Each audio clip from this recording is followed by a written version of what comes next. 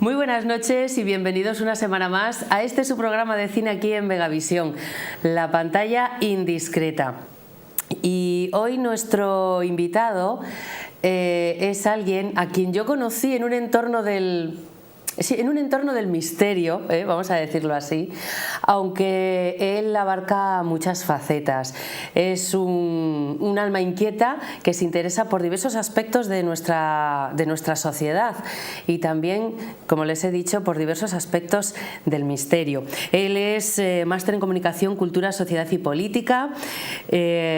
También pertenece a la Asociación Amigos del Misterio de aquí de Cantabria. Es colaborador en programas como Cuarto Milenio, Espacio en Blanco, y también realiza labores periodísticas con sus artículos en revistas como Año Cero. Y mucho más, porque tiene una web muy interesante acerca de conspiraciones llamada Deep Politics, que si no la conocen yo les recomiendo que la visiten. Él es Miguel Ángel Ruiz. Muy buenas noches, Miguel Ángel. Muy buenas noches. ¿Me he dejado alguna cosilla por ahí? Ingeniero de telecomunicaciones, que en el fondo es lo que me da de comer. Exactamente. Porque todo lo demás son hobbies que, bueno, como tú has dicho, pues bueno, no sé si inquieto, pero por lo menos curioso.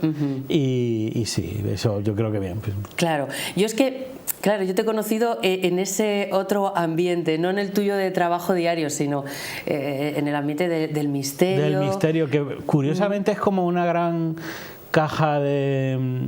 Es un cajón desastre. Es un cajón desastre donde cabe todo, y en ese cajón desastre del misterio, que engloba cosas tan dispersas, pues yo que sé, como la historia, la parapsicología, el tema ovni, pues curiosamente las conspiraciones estamos ahí, ¿Sí? Que yo creo que es una especie de rareza así un tanto quizás ya histórica de por qué las conspiraciones están en ese mundillo, y yo creo que es que en el fondo es una manera también de que a lo mejor es el único sitio donde colamos, ¿no? Hay conspiraciones más serias, porque si tú las haces políticas, desde luego a veces es un tema, ya te metes en el mundo del periodismo de investigación entonces yo creo que a veces somos en un formato en el que se puede hacer una cierta crítica social entre un fantasma y un ovni, te meten una conspiración y de alguna manera pues ahí queda el mensaje para quien lo quiera ir, sin que parezca como que estamos despertando a la sociedad. Entonces yo creo que ese es a veces su hueco. Interesante reflexión, pero hay que también comentar que es en plan serio, quiero decir, porque a veces cuando uno habla de las conspiraciones a nivel general, ¿no?, la gente se lo toma a veces como, oh, ya están los conspiranoicos, porque tal. Sin embargo, a ti te gusta ser muy riguroso en tus investigaciones. Bueno, yo de hecho empecé a estudiar sociología para especializarme en la labor periodística que tenía, y es verdad que la conspiración también es otro gran cajón desastre a la vez, porque ¿qué es una conspiración? Desde que el hombre no ha estado en la luna a, no sé, los reptilianos, casi cualquier cosa, ¿verdad? Casi cualquier cosa, pero dentro de esas, lógicamente, sí que hay, a ver, la conspiración luego a un nivel histórico, político, es un motor de la historia. Desde cuando mataron a Kennedy, a César, o sea, a Julio César, evidentemente las conspiraciones son muy reales en política, muchas veces cambian un poco el curso de la historia, y sí que hay una serie de... Yo estoy un poco más especializado en lo que son sistemas de control social y abusos de poder, y yo creo que a veces muchas de las formas con las cuales las élites o los poderosos moldean a la sociedad puede entenderse como una conspiración. Entonces, en ese sentido es sociología pura, ¿no? De hecho, el nombre de la web, Deep Politics, está acuñado por un académico canadiense, que él decía que la política profunda, digamos, es la forma científica de llamar a las conspiraciones. Serían conspiraciones, pero aquellas que de alguna manera se han estudiado desde perspectivas de ciencias sociales que entran en sociología, es decir, con disciplinas, con metodología, y de alguna manera vamos a llamarlas que serían conspiraciones probadas, serias, ¿no? Muy bien, serias además. Y realmente resulta muy interesante. Cuando uno se adentra en esos territorios que tú acabas de describir, que son los tuyos, en los que tú te mueves, e investiga un poquito o lee tus artículos, lo que tú escribes en tu web, resulta muy atractivo, porque eso como una nueva perspectiva, un nuevo punto de vista sobre la sociedad que nos rodea, que efectivamente a veces vamos tan sin pensar demasiado en ello, en la existencia misma, que cuando a uno le abren en cierta manera los ojos, claro, tu punto de vista cambia muchísimo, ¿no? Es como un nuevo despertar. Claro, en el fondo hablaríamos de lo que es una perspectiva científica en ese tipo de temas. En el fondo, la sociología, como todas las ciencias, y esto es como una supercita, lo que buscan es, digamos, descubrir cosas ocultas.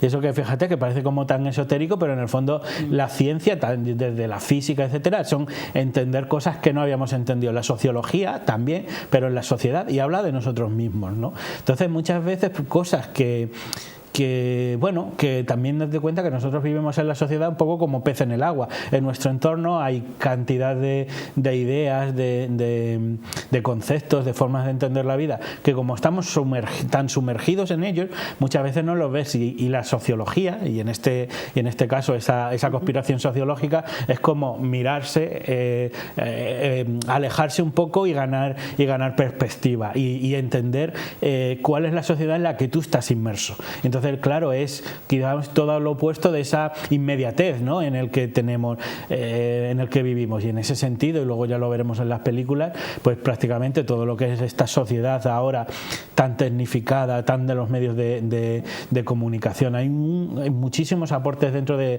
sociología para estudiar, por ejemplo, cómo es el efecto de los medios de comunicación en nuestra vida, ¿no? Hay gente que, por ejemplo, definía la telerrealidad o el simulacro de realidad, porque nosotros ahora mismo una parte importante de la vida que experimenta una persona ya no es tanto directa, sino a través de cualquier tipo de pantalla. Los medios de comunicación, las noticias, al final somos informados a través de televisiones de plasma.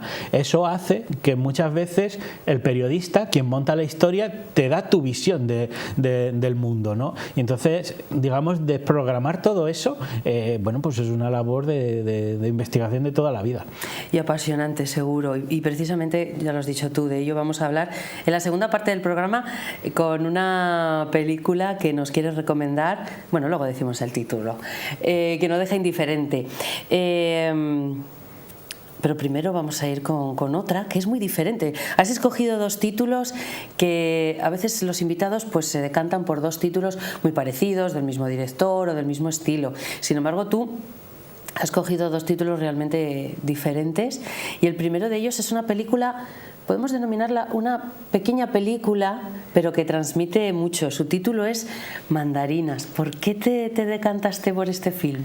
Mandarinas es una película deliciosa. Deliciosa en el sentido de que no es como un gran film, no es de aventuras, pero es una película que deja un sabor de boca muy curioso, tanto en la música como en la narrativa, y yo creo que es una película que aporta muchísimo. O sea, a mí de verdad me pareció una obra de arte. Tiene varios premios, y ante todo es una película que yo creo que aspira a ser universal. Es una película que fundamentalmente es una película antibelicista.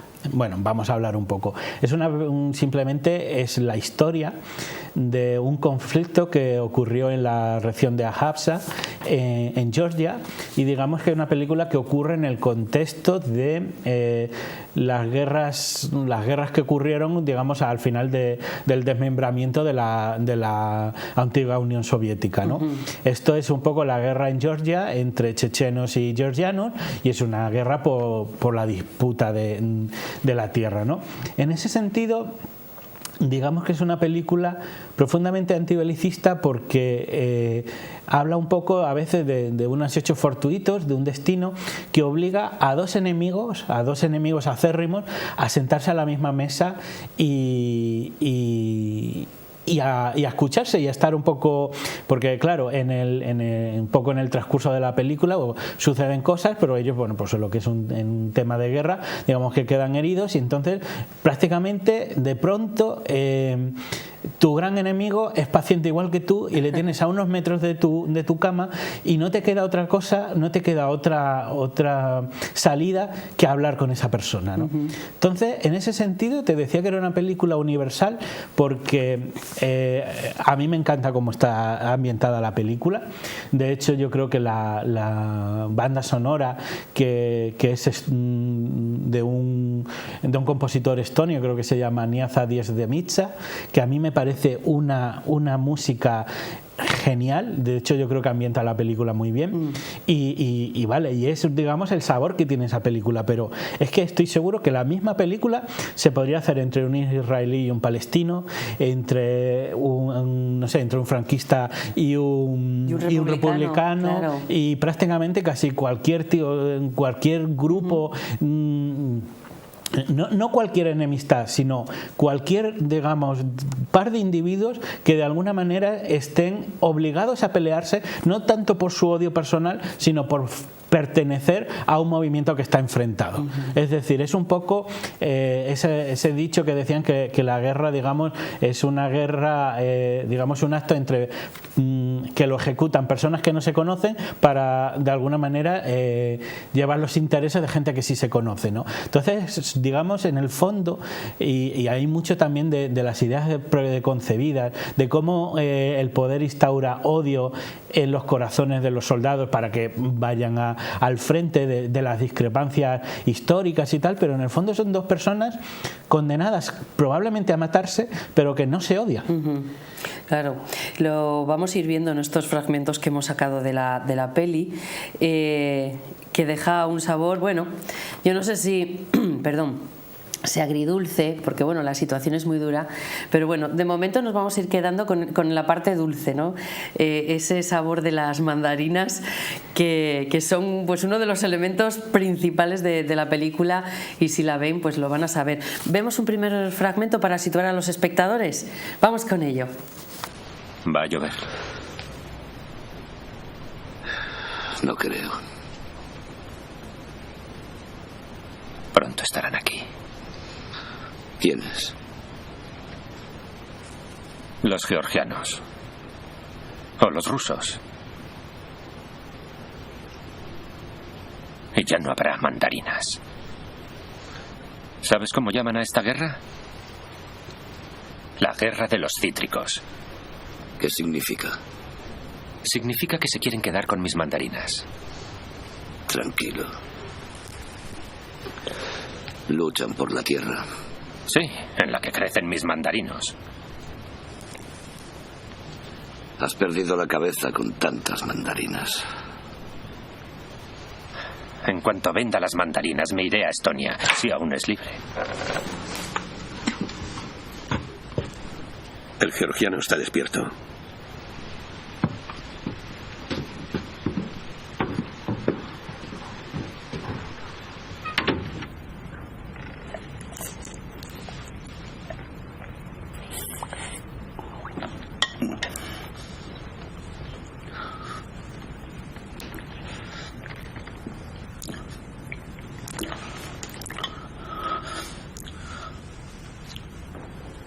Gracias. Gracias por todo. Intenta no hablar demasiado. Me duele mucho la cabeza. No te preocupes, te daré algo para que estés mejor. ¿Ya se ha despertado ese bastardo? ¿Quién es? Nadie, un lunático. Voy a ver qué quiere.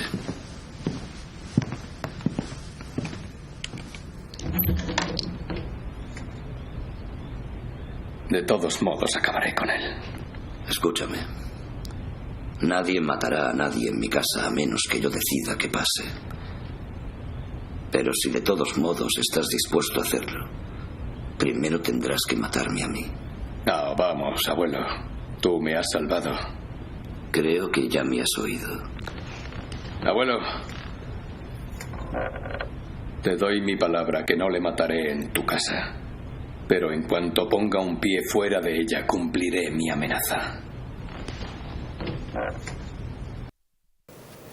Bueno, pues aquí tenemos a este personaje, Ivo, que es este anciano al que este personaje llama abuelo, el que tiene que de alguna manera poner paz, ¿no? Crea un microcosmos dentro de su casa donde convergen todas estas personas, estos dos enemigos. Hemos visto al checheno, hemos visto al georgiano, y este hombre, claro, pues se tiene que alzar como una especie de capitán general o capitán en su propio barco, que en este caso es su casa, ¿no? Porque tiene que intentar que esos dos no se maten y que, bueno, de alguna manera haya algo de paz entre tanta guerra. Y las mandarinas, que también son uno de los elementos principales.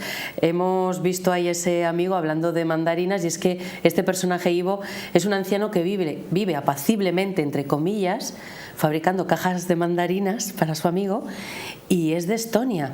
Y te lo comentan al principio de la película, como muchos estonios al iniciarse la guerra en el Cáucaso regresaron a su país, y sin embargo él decide quedarse, y es algo de lo que se habla también a lo largo de toda la peli. Sí, es que hay otro vértice de la película. Yo creo que uno es el que hemos dicho, de quizás el argumento principal de obligarte a sentarte a hablar con tu enemigo, pero yo creo que hay otro vértice de interpretación en la película, que es un poco estar en tierra de nadie. Te explico, porque por un lado en la película parece que están como en el frente, es el frente de una guerra, pero al mismo tiempo es como un mundo que invade a otro, porque al mismo tiempo estos señores tienen una especie de negocio de mandarinas. De hecho están, como toda la película, preocupados por si van a poder coger las mandarinas o no y tal. Es así como una cosa como muy cotidiana, y de vez en cuando pues ven una operación militar y es que ellos están justo en el centro de una guerra. Entonces son como dos mundos que se, pues como digo, ¿no? que se superponen. Y aquí quizás la pregunta ahí es ¿qué le pasa a Ivo? Porque Ivo toma una decisión de quedarse. De hecho es una película que quizás que prácticamente no tiene muchos actores, pero lo que sí es muy rica quizás en evocación. Por ejemplo, no hay absolutamente ninguna mujer en la película, lo cual no significa que no sea una película en cierto modo de mujeres. De hecho, Ivo y el otro hacen muchas veces los papeles de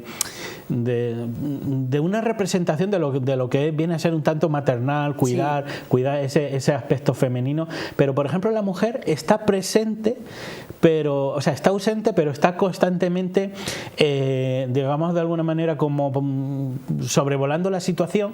Está muy presente en un cuadro al que todos miran, que a mí también me da un poco una sensación de esos sinsabores que debe de tener la guerra, en el cual la guerra es un mundo sin mujeres. Yo creo que es una interpretación como muy masculina de la película, pero en el fondo no están, pero todos las echan de menos mucho. Unos porque son sus familiares, otros porque llevan meses sin verlas, y otros porque en lo que es en la guerra prácticamente estar allí y que de pronto te den de comer y esa parada que viene a ser una casa. Hay un secreto en torno a Ivo que no vamos a desvelar, pero sí que hace un poco que te vaya faltando una pieza durante toda la película. Es qué hacen estos dos en mitad de la guerra, por qué Ivo no se quiere ir, por qué Ivo de alguna manera los cuida a los dos, ¿no? Y no sé, son así a veces contrastes también de luego en una guerra en el que hay un odio acérrimo, pero luego también hay como unos valores en torno a guardar la palabra, al respeto a los ancianos, a las mujeres, un poco en el sentido de que le promete no decir nada, o si yo te he dado mi palabra, yo le voy a matar, pero como te he dado mi palabra, no lo voy a hacer en tu casa, ¿no? Es como la barbarie y los valores, todo coexistiendo en un sitio. Sí, porque hay honor, ¿no? Hay honor, hay respeto, hay obediencia, porque tanto el georgiano como el checheno, cada uno tiene diferentes actitudes. El checheno es más beligerante, el georgiano es más dócil, digo, respecto al anciano, al abuelo, ¿no? Enseguida le da las gracias.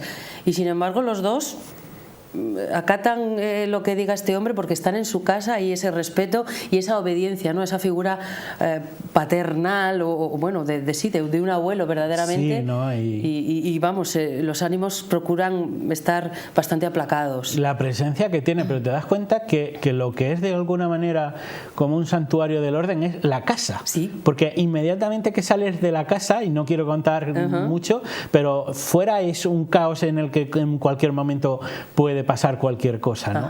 Entonces sí que hay de alguna manera también, o sea, la película muestra muchos conflictos, unos más sutiles que otros, pero sí hay. Conflictos exteriores del mundo que les rodea y conflictos también interiores.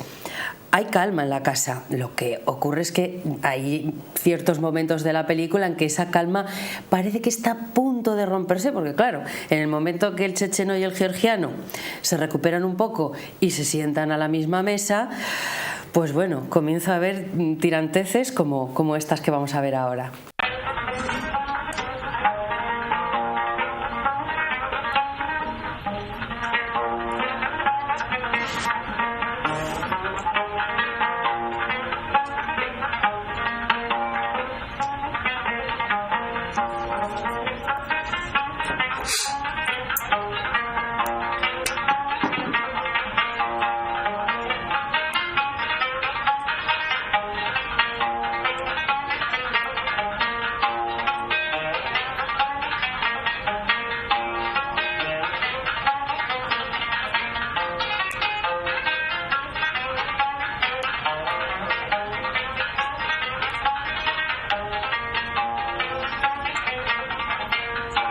Ivo, ¿y si cambiamos la música? Esta me está volviendo loco.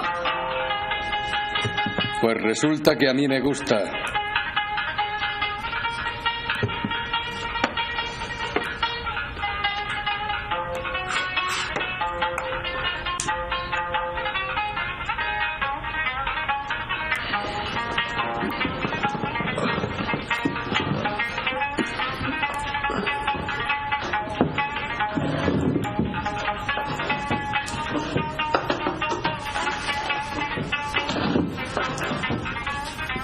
¿Qué tipo de música te gusta, georgiano?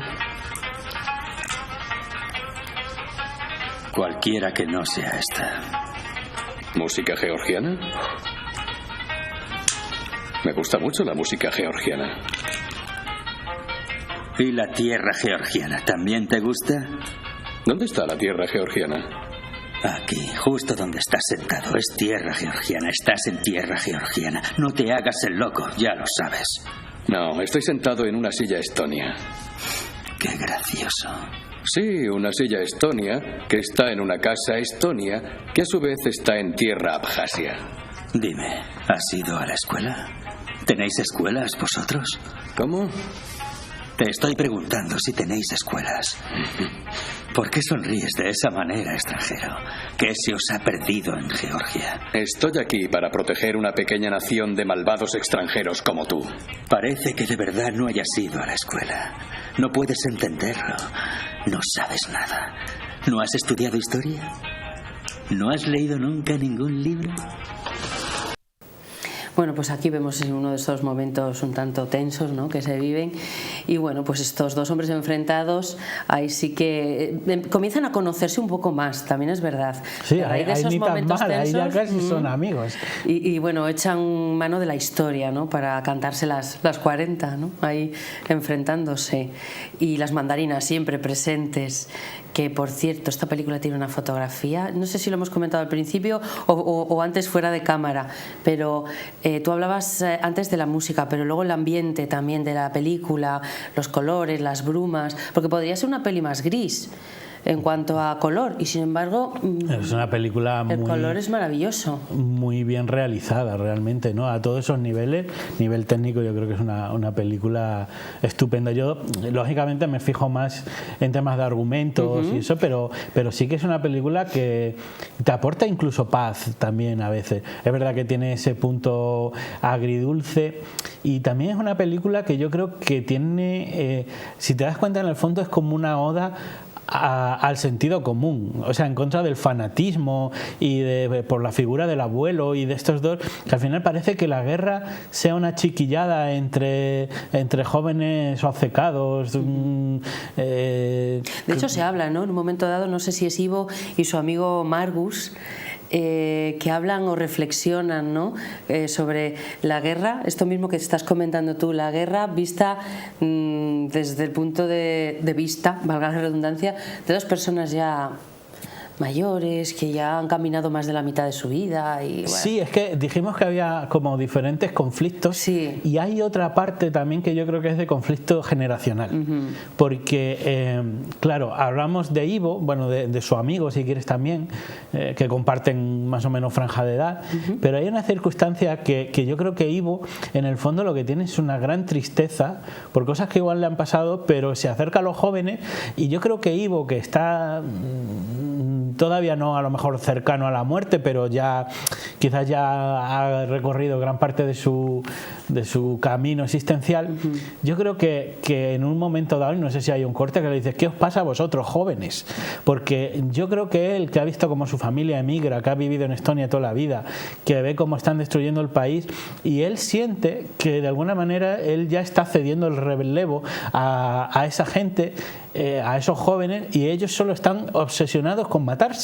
Entonces yo creo que también hay una parte de soledad, de tristeza de Ivo, de decir, pero ¿qué es este mundo? O sea, llevamos aquí años hablando de la paz para tener la guerra. Yo, que de alguna manera debería de tener, pues, no sé, un fin feliz en cierto sentido, después de haber visto tantas cosas, y lo único que veo son gente que se odia, que no se conoce, que se quiere matar. Y yo creo que él también lo que teme es irse, y que su legado, de alguna manera, no tanto propio, pero sí de su generación, sea esa guerra tan sin pie ni cabeza, tan absurda, y has visto un poco las discusiones de ello. ¿Ha sido a la escuela? ¿No ha sido? O sea, si realmente cuando lo analizas es que absolutamente no hay nada que llega a un sinsentido, ¿verdad? A veces estas discusiones al final no conducen a ninguna parte, y te sorprendes igual diciendo cualquier barrabasada y cosas sin sentido, o que entran en una espiral. Es que curiosamente ellos no tienen fuertes posiciones ideológicas.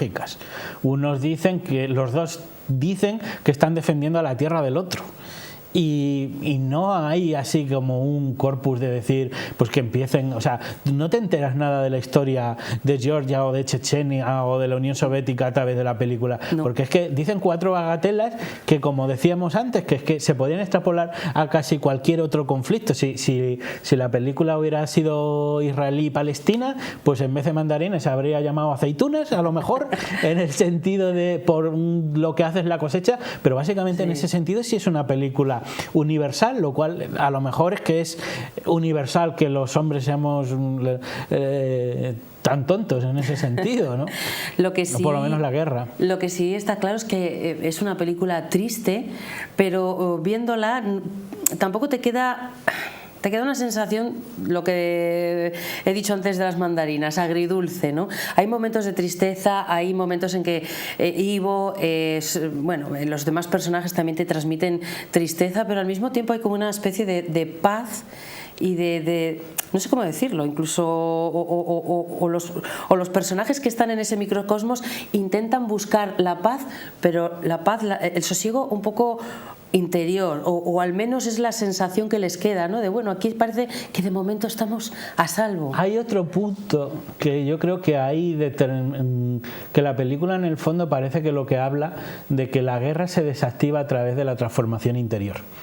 Porque de hecho los dos soldados que en un momento, Ahmed y Nico, que son el georgiano y el checheno, no son los mismos que entran que los que salen. Efectivamente. Y de alguna manera a lo mejor han sido un poco transformados, un poco por la presencia de Ivo, otro poco por ellos dos mismos, la conjunción de ellos dos. Y a veces hay incluso también un contraste entre dentro y fuera de la casa, porque entre ellos ya se empieza como a obtener, digamos, una reconciliación, o por lo menos un mundo que es mucho menos amargo que lo que luego se encuentran fuera de la casa, ¿no?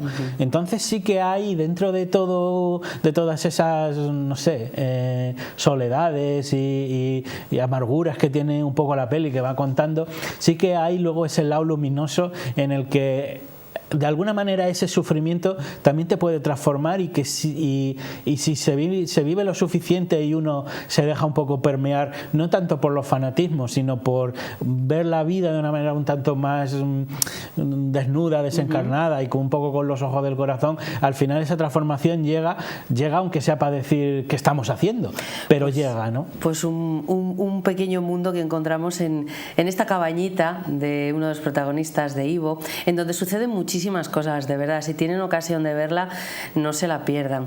Y vamos a terminar esta primera parte de La pantalla indiscreta con una escena, con un acercamiento entre el anciano Ivo y el joven georgiano, que, bueno, entablan ahí una conversación en donde se sinceran un poco, sobre todo el joven, y le cuenta cosas de su vida fuera de lo que es esta guerra.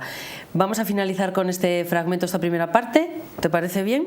Y vamos a Publi y enseguida regresamos para que nos comentes cosas de la otra película totalmente diferente que nos propones esta noche, Miguel Ángel. Muchas gracias. Pues vamos con ello y hasta ahora mismo.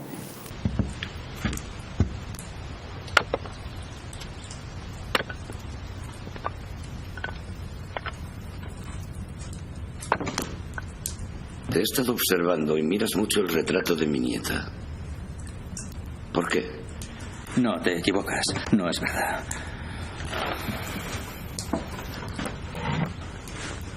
Sí, lo estás mirando. Es que es una mujer muy guapa.